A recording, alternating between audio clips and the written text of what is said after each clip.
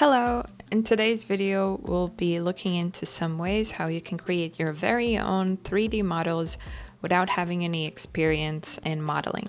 Learning to create your own designs can be intimidating and can take a long time to learn properly. So if you just bought your first 3D printer or are looking into buying one for the first time, this could be a nice way to start out and making something of your own. In this video, we'll be looking at 3 ways you can create and download a file in a matter of minutes with your own custom design. We are going to start with something practical. It's going to be a vase that we are going to design ourselves. So why I decided to go for the vase, actually before I started 3D printing myself, I saw a lot of people selling these and I thought it must be very difficult to model, but when I opened Maker World, turns out there's this Maker Lab section and there's a few options you can try and make your own custom models. One of the options is a vase that we're going to use today. There were other options as well, like a 3D portrait, but I didn't really like the result. Bruh. So yeah, we're going to go with the vase. And from here on out, it's super easy. So you open up the app, you're presented with some few options. You can choose the design, the patterns, and then there's dimensions you can change, and some other settings, and that's basically it. So I played around a little bit, tried out a few shapes and sizes, and then I decided to go for this one. It's nice and simple, and yeah, I clicked to download the file. It's good to go. We can download STL, upload it into our slicer, and press print. That's about it. Okay, so the next thing we have here is a 3D map, and we can get it in this site called Touch Mapper. Basically, you can put in any address in the world, and it will generate you a small square, like a 3D tactile map. It's actually meant for people who have vision impairments, and this could be useful for them, but this could be also useful for us if we want some custom design of a location. And that was that easy.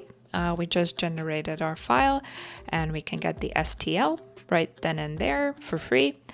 And you can stop here if you want to. You can put it in the slicer and print it out. What I did is I put it in Tinkercad and added a few little details. I added a star for the exact location and some lyrics from a song.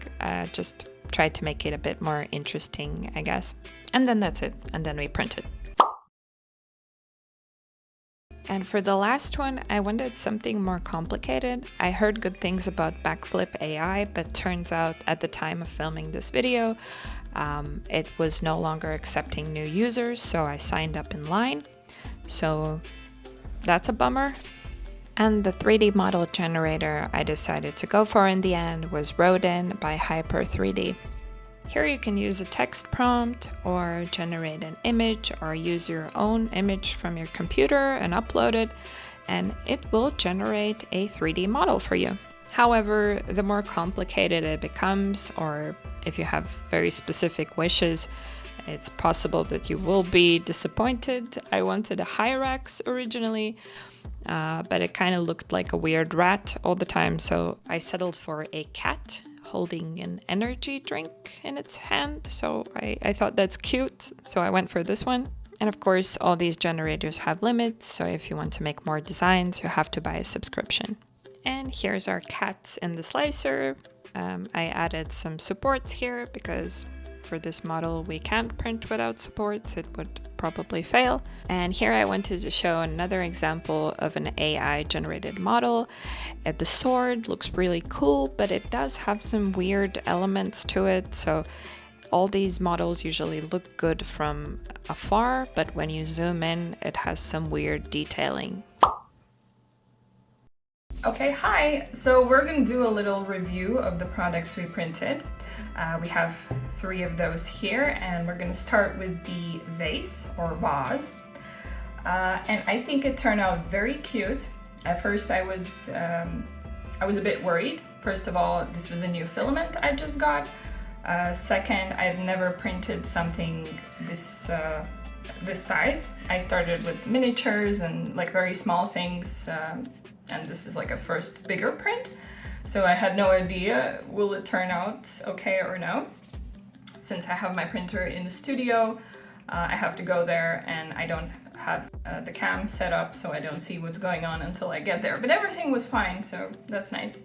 And yeah, the black matte color I think looks very good.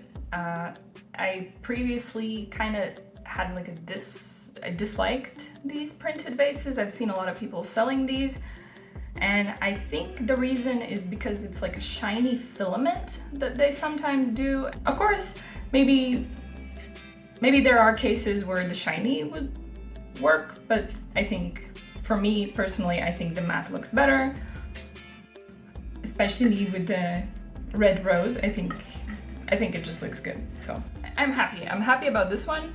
And as for making the model, it was super easy, like 1 minute and you have your model, and this print took like 6 hours. So it's nice. So anyways, moving on to the next one, we have our tactile 3D map that we printed. This is New York Times Square, somewhere I would like to go someday, so I will put it like as a reminder that someday. Sorry. So yeah, I think it looks okay. There were definitely different ways you can go about this. I decided to print it all in one color and then use like a dry brushing technique and add some acrylic paint on top of it. And I just wanted to see how it looks like. So using black paint, I got this kind of like a graphite effect on it. I don't know, maybe it's giving concrete jungle. I don't know. I kind of like it. And I did add these holes at the back so I can glue in magnets and maybe put it on the fridge or somewhere. I think this could make for a very cute gift. For example, you have your anniversary, or just now it was Valentine's Day, and for example, your first date location, and you can print it out and have it as a cute gift. Why not? But yeah, it's great for making a small version of a map, if that's what you want to do. If you want to print anything else, this method will probably not be useful because that's the only thing you can do.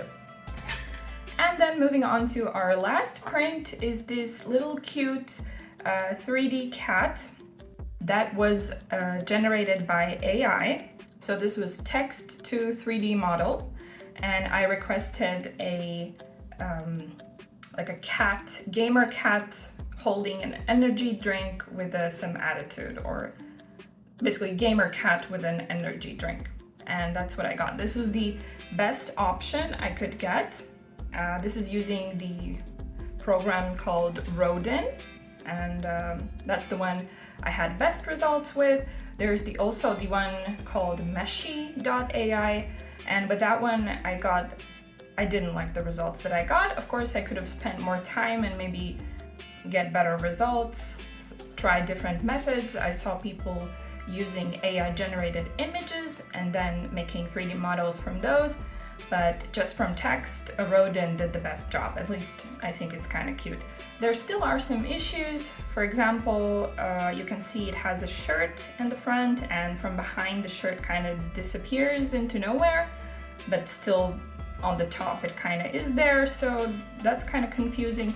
But at least it has all its paws, 4 of them, not 5 or 6, and the tail is only 1, so like all the features seem fine, and I think it even has a very cute face expression. It's kind of like grumpy, so I think I will maybe paint this one and yeah, maybe post it somewhere if you're interested in.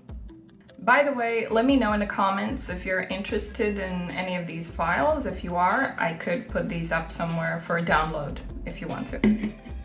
So that's about it. Thank you for watching. I had a lot of fun exploring these ways, how to create 3D models, maybe without having these modeling skills, but you still want to make something custom, so this is a fun way to do it. Also, as I was exploring, I found out there's a lot of ways you can make custom 3D models, so these were just 3 options I chose to go for in this video, and I think I might go for a part 2 or 3. You can let me know in the comments if you're interested in more ways of creating custom 3D models.